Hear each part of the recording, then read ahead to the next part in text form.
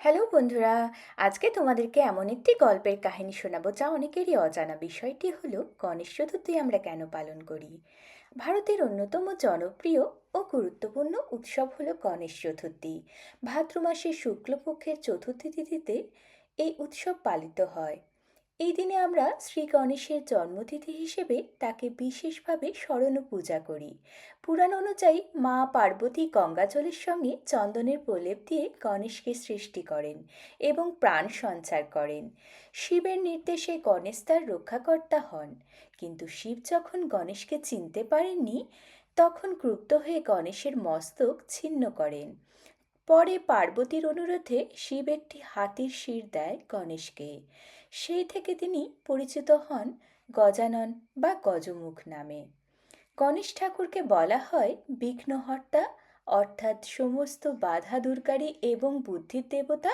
যে কোনো শুভ কাজ, যজ্ঞ, পূজা, শিক্ষা শুরু করার আগে আমরা গণেশের নাম নিই যাতে কাজটি বাধাবিঘ্নভাবে সম্পূর্ণ হয়। আমরা গণেশ চতুর্থী পালন করি: ১. তার জন্মতিথি উদযাপনের জন্য।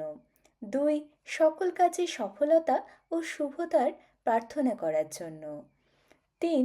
জীবনের অজ্ঞানতা, অহংকার এবং বাধা দূর করে জ্ঞান ও বুদ্ধি ও সৌভাগ্য লাভের জন্য। ৪. সামাজিক ও সাংস্কৃতিকভাবে মানুষের মধ্যে ঐক্য ও ভ্রাতৃত্ববোধ জাগানোর জন্য। এই দিনে বাড়ি ও মণ্ডপে গণেশ মূর্তি স্থাপন করা হয়। মিষ্টি, লাড্ডু, মোদক নিবেদন করা হয়।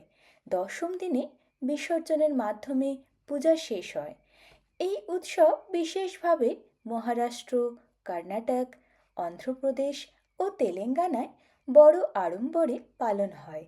তবে আজকাল বাংলাতেও গণেশ চতুর্থী জনপ্রিয় হয়ে উঠেছে।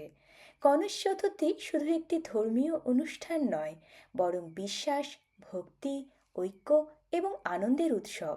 আমরা এই দিনে প্রার্থনা করি যেন গণেশজি আমাদের জীবনে সমস্ত বিঘ্ন দূর করে জ্ঞানের আলো ও শান্তির পথ দেখান।